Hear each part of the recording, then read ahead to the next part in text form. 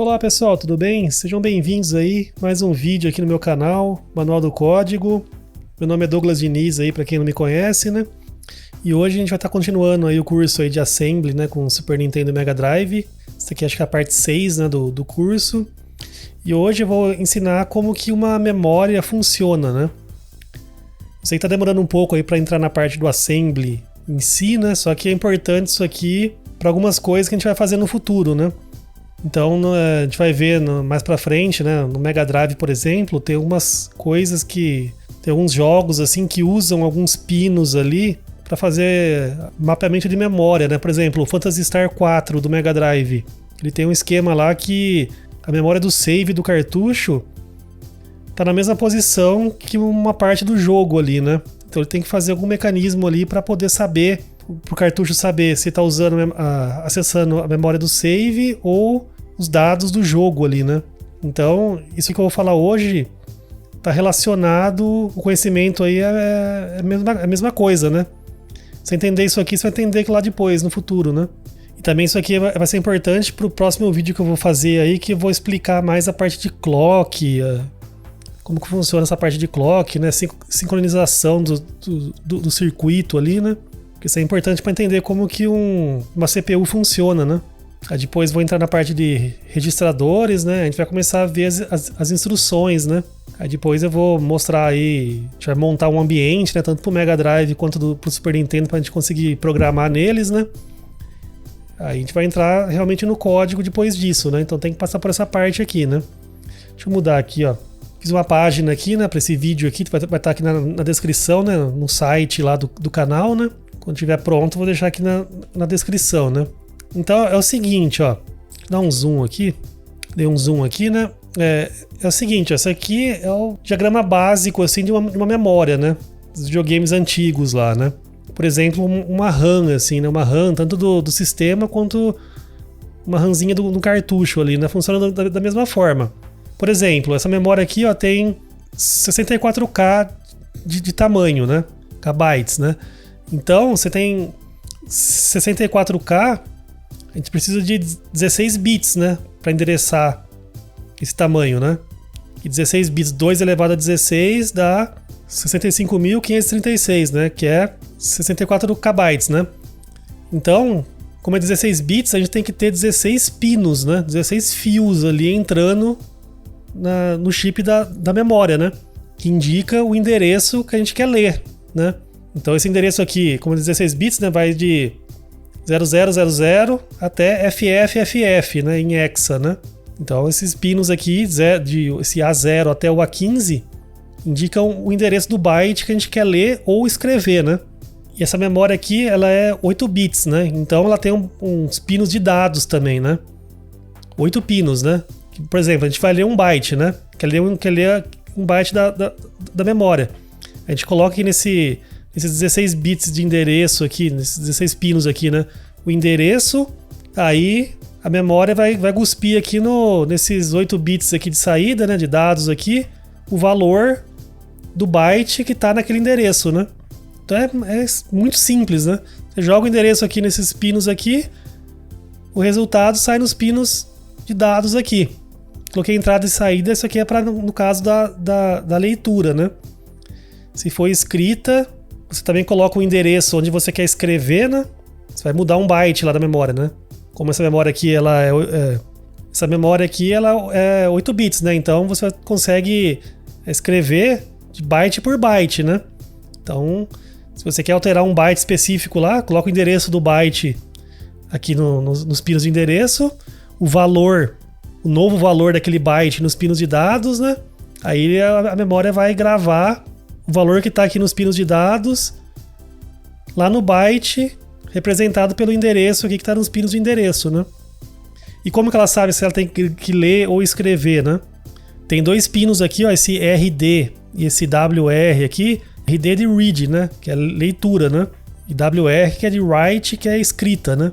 Então esses pinos que vão indicar se vai ser no momento ele tá fazendo uma leitura ou uma escrita, né? Se for uma leitura, se esse pino aqui tiver o ativo, né? Então a saída vai cuspir aqui o byte indicado pelo endereço aqui, né? Se for escrita, tiver o pino de escrita que estiver ativo, então ele vai gravar o que está aqui nesse dado aqui no byte representado pelo endereço aqui, né? Então esses pinos nunca podem estar os dois ativos ao mesmo tempo, né? Ou é um ou é o outro, né? Escrita ou leitura, né? Não faz sentido ter os dois ao mesmo tempo, né? Tá, e o que mais tem nessa memória? Tem esses dois pinos aqui, que é o VCC e o GND, né? Que é o VCC é os 5 volts. Esse aqui é os pinos de alimentação, né? O VCC é os 5 volts que vai alimentar o chip, né? No caso aí do Super Nintendo do Mega Drive, que é 5 volts, né? E o GND é o Terra, né? Aí a gente tem esse pino aqui que é o CE, que é o Chip Enable, que esse aqui é o pino que vai ligar o chip. É o pino que vai ligar o chip. Quando você liga o videogame, né? O chip fica energizado, né? Porque os 5 volts vai entrar no chip aqui, né? Só que esse Chip Enable aqui, no começo, ele desliga o chip. Ele não tá funcionando, né? Ele faz o chip funcionar ou não, né? Vou mostrar mais abaixo o que isso aí significa, né? E tanto esse pino aqui, o Chip Enable, quanto o Read quanto o Write, tá vendo que tem uma barrinha na frente? Isso aí indica que esses pinos têm lógica invertida. Esses aqui de endereço de dados não tem, né? Eles são normais, né? Esses aqui tem a barrinha. O que isso significa? Significa que, por exemplo, esse pino aqui ou vai estar 0 ou vai estar 5 volts, né? Ou 0 volts ou 5 volts, né? 0 ou 1, né? Em todos aqui, né? Só que se o pino tiver lógica invertida, ele vai ser ativo quando ele tiver com 0 volts. E desligado, por exemplo, aqui o Chip Enable, né? O chip vai estar desligado se ele tiver com 1. E ligado se tiver com 0. Então tem a lógica invertida, né? Porque na lógica assim a gente supõe que se tá com 0 volts, tá desligado, né? Tá com 1, tá ligado, né? Mas aqui não, é o contrário. 1 desligado e 0 ligado. Geralmente os pinos de controle funcionam assim, né? Só que esses pinos de endereço de dados não, né? Como é o pino de endereço, 0 é 0 e 1 é 1 ali, né? Indica os bits do endereço ali, né? 0 e 1 ali, normal, né? Tá, então aqui, ó, tem esses pinos fazem isso, né? O Chip Select, o Chip Enable, ele habilita o chip para funcionar, né? Se isso aqui tiver em 1, não importa o que tá no read ou no write aqui, que não vai o chip vai estar parado, né? Mas se ele tiver em 0, apenas um desses caras aqui do read ou do write tem que estar em 0, né? 0 é ligado, né? Se o read tá com 0, o write tem que estar com 1, né? Porque se o read tá com 0, quer dizer que ele tá lendo, né? E vice-versa, né? Geralmente, os dois estão em 1. Tá tudo em 1 ali, que tá tudo desligado, né? O Chip Enable tá em 1, que o chip tá desligado, e o Read e o Write também tá em 1, né? Que não tá lendo nem escrevendo, né? Aí você pode ligar o Chip Enable aqui, mas manter o Read e o Write em 1 ali, porque você não tá lendo nem escrevendo ainda, né? Aí você pode perguntar, mas por que tem esse Chip Enable aqui, né? Não basta só o Read e o Write. Na hora que eu quero ler, eu jogo 0 ali e leio. Até poderia, mas a hora que você coloca o Enable, se ele tiver em 1, ele meio que desliga a energia, alguma parte da energia do chip ali, né? E a hora que você joga ele pra 0, leva um tempo meio grande assim, né? Pro chip ficar pronto pra funcionar, né? E o read write não, você leu, se você colocar 0 e 1 aqui, a saída aqui é muito rápida, né? Se o chip já tá ligado, o enable aqui já tá em 0 já há um tempo, né? Então a velocidade aqui da memória colocar os dados aqui na leitura, por exemplo, né? Colocar os dados na saída aqui é muito rápido, né? Bem mais rápido do que ligar ele, né? Mas pro caso do Super Nintendo do Mega Drive, funciona na casa ali dos 3 megas ali, mais ou menos 3 MHz ali, a velocidade de leitura ali, né? Em torno disso. Mesmo essa velocidade aqui do Enable aqui é muito rápida, né? Porque 3 MB não é nada, né? Parece que é muito, mas 3 MB é muito lento, né? Mas tem que ter essa noção, né? O Chip Enable é o que habilita o chip, né? Tá, beleza. Mas o que significa? Por exemplo, o Chip Enable aqui tá em 1. Ou seja, o chip tá desligado, né? O que isso significa, né? Significa que não tá saindo nada nesses pinos de endereço aqui, ó. Não tá com 0 e nem tá com 1. Parece meio confuso, mas isso aí chama tri-state. Na eletrônica existe esse conceito de tri-state, né? Que um pino, ele pode estar 0, 1 ou em tri-state. O que isso significa, né? Eu fiz uma figura aqui, ó. Imagina que você tem os pinos aqui de dados aqui, por exemplo, né? que é esses pinos aqui, né? D0 até D7 aqui, né? Vamos supor que em cada pino aqui, internamente ali, antes de sair o pino, a conexão externa ali, imagina que você tem um monte de chavinha ali, ó, que liga, que conecta ou desconecta esses fios aqui, né? Que vai para a saída aqui, né? Se tiver ligado esse interruptorzinho aí, vai estar saindo ou 0 ou 1 aqui, né? Mas se o interruptor estiver desligado, desconectado, não tá saindo nada, né? É como se fosse o fio tivesse aberto ali, né? Isso aí a gente chama de Z, estado Z, né? Que é o tri-state, né? E por que serve isso, né? Por que tem que ter isso? Isso aí é obrigatório, né? Porque imagina, você tá num barramento aqui, ó. Que nem o do Super Nintendo, o diagrama de blocos aqui, né? Tá vendo? Ó, tem no barramento aqui, ó, vários chips conectados, né? Então, se um chip aqui, o cartucho, por exemplo, tá jogando dados aqui no barramento de dados aqui, a memória RAM, por exemplo, não pode jogar nem 0 nem 5 ali, né? Ela tem que estar desconectada do barramento. Ela não tem que estar acessando, jogando 0 nem 5 ali, né? Então ela tem que estar em tri-state ali, né? Então eu fiz uma figurinha aqui, ó. Por exemplo, é um bit aqui, imagina que é um fio aqui saindo da memória, um pino de dados ali, né? Memória 1 e memória 2, né? Então se a memória 1 tá colocando ali 0 ou 1 no barramento, essa memória 2 aqui tem que estar em Z, né? Tem que estar desconectado do barramento, né? Tem que estar em tri-state ali, né? Então faz sentido, né? Porque se você não está acessando o barramento, você tem que estar desconectado dele, né? Para não interferir em nada, né? Porque imagina, um cara tá jogando 5 volts, você vai lá e joga 0 volts ali. Você cria um curto ali, né? Você ferra tudo ali, você dá um pau ali, né? Então se um cara tá jogando 0 ou 5 ali, você tem que estar desconectado, né? O tri-state serve para isso, né? Então se você colocar aqui, nesse exemplo aqui, né? Se o CE estiver em 1, ou seja, o chip tá desligado, a saída tá em tri-state. Ou se ele tá em 0, o chip tá ligado, mas o read, por exemplo, o read e write tá em 1, também tá em tri-state aqui.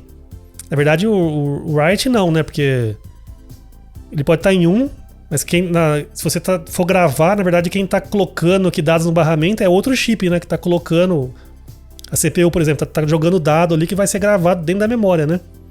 Então, quem tá acessando o barramento no momento de um write, na verdade, é outro chip que tá comandando o barramento, que tá colocando dados no barramento naquele momento, né? Mas no read não, no read aí é a memória aqui que tá colocando os dados no barramento, né? Então a hora que esse read aqui for para 0, quer dizer que o sistema como um todo ali já desligou todos os outros chips, colocou todos os outros chips em tri-state para que esse chip de memória aqui possa jogar o dado no barramento, né? Só que na prática, na realidade não tem um interruptor aqui, né? Tri-state, na verdade, é chamado de alta impedância, né? Você coloca a saída em alta impedância. Você sempre vai ouvir esse termo, né? É como se você pegasse essa saída aqui, se você quiser que ela fique em tri-state, você conecta ela internamente numa resistência muito alta ali, né? É como se você desconectasse mesmo, né? Mas você tá desconectando, jogando numa alta impedância ali, né? Aí você faz jogar aí pra uma alta impedância com transistores ali, né? Que nem mostrei a lógica que eu mostrei em vídeos passados aí, né? Que se fazer combinações com transistores, você consegue fazer um monte de lógica ali, né? Tá, o que mais, né? Então vamos falar como que funciona uma leitura, né? Se você quer ler, o sistema ali quer ler um dado, o que ela tem que fazer? Tem que jogar o endereço aqui no barramento de endereços aqui, né? Ou seja, setar esses 16 pinos aqui com o endereço que você quer ler, né? Aí você vai, primeira coisa, jogar o chip enable para 0, para ligar o chip, né? E depois jogar o read para 0, né? Aí que a gente jogar o read para 0, aí o chip vai jogar os pinos de dados, o byte que está no endereço aqui, representado pelos pinos de endereço aqui, né? Então a ordem é essa. Primeiro colocar os endereços, né? Depois o chip enable. Pode ser invertido também. Pode ligar o chip enable primeiro. Não importa, né? O que importa é que a gente colocar o read para 0. O endereço aqui tem que estar pronto já, né? Tem que estar estável ali, né? Isso aí eu vou falar depois, né? Na sequência aí. Mas o read é isso, né? Coloca o endereço, chip enable para 0, read para 0. Aí a saída vai ficar com o byte que a gente quer ali, né? E o write. Ah, tá. Aqui, ó. Essa tabelinha aqui condensa aí isso que eu falei, né? Então se o chip enable está em 0 e o read está em 0, aí os dados ali, os pinos de dados vai estar ou com 0 ou com 1, né? Porque aí a leitura tá ocorrendo, né? Então se ambos estão com 0, tá saindo dados ali, né? Mas se o chip enable está em 0, tá ligado o chip, mas o read está em 1, quer dizer que a saída está em true state ali, né? Não tá saindo nada, né? Ou se o chip enable tá em 1, aí não importa que tá os outros que o chip tá desligado, né? A saída também é true state, né? Ou seja, é tudo true state, só não é true state se ambos forem 0, né? E a escrita, mesma coisa. A gente joga o endereço da posição que a gente quer escrever, joga aqui nos pinos de dados o valor do byte ali, que a gente vai colocar nesse endereço aqui, né? Joga o CE, o chip enable para 0, para ligar o chip, né? E coloca o WR para 0. A hora que o WR for para 0, o chip grava o que está aqui nesse barramento de dados aqui no endereço especificado aqui, né? Simples, né? E o que é o mais importante aqui desse negócio todo aqui? É a estabilidade dos pinos de endereço. O que isso significa, né? Significa o seguinte, ó, se você for ler um dado, a leitura não é tão perigosa quanto a escrita. Mas isso aqui é muito importante, né? Você tem que estar com os dados aqui, os pinos aqui, com os valores estabilizados já antes de chamar o read ou o write. No caso do write, tem que estar ambos os pinos de endereço e de dados estabilizados, né? O que isso significa? Você tem que ter a seguinte noção, ó. Vou pegar aqui o esquemático lá que eu mostrei nos vídeos passados aí, né? Esse aqui é do Super Nintendo, né? Por exemplo, isso aqui é a CPU, né? 5A22 lá, né? Vamos pegar esses pinos de endereço que estão saindo do chip. Cada um desses pinos aqui tá saindo internamente, tá saindo de algum lugar lá do chip, né? E diferentes pinos aqui, diferentes fios aí, passam por lugares diferentes no chip. E cada componente, cada transistor ali, cada componente, cada porta lógica interna ali na CPU, tem um tempo de propagação. Se entra um sinal até ele sair, tem ali alguns nanosegundos ali, né? Varia muito do hardware isso aí, né? Mas tem um tempo de propagação, né?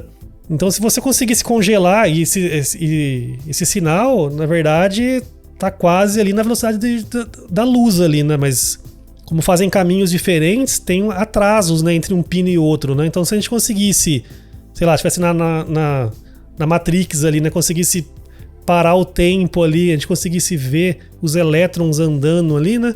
Saindo dos pinos, a gente ia ver que ia ter pino, que o sinal ia sair antes ou depois, antes dos outros ali, né? Uns ia sair antes e outros iam sair depois, né? Os sinais não saem ao mesmo tempo certinho ali, né? Tem uma variação de nanosegundos ali entre um pino e outro ali, né?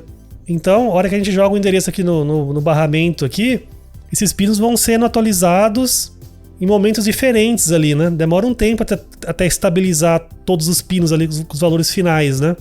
Então a gente tem que esperar estabilizar todos os pinos antes de colocar o read aqui para 0, né? Porque imagina, a gente vai ler um endereço onde está o A0 aqui é 1 e o A15 é 1. O resto é tudo 0. Um exemplo bobo aqui, né? Se o read está em 0 já, o CE aqui, o chip enable e o read já está em 0, a gente joga o endereço depois, pode ser que o A0 chegue primeiro, aí ele vai jogar na saída o resultado do endereço 1, né, que é tudo 0, com o A0, 1 aqui, né, e depois que vai chegar o A15. Então vai ficar com um valor aqui, e a hora que chegar o A15, aí vai mudar o valor.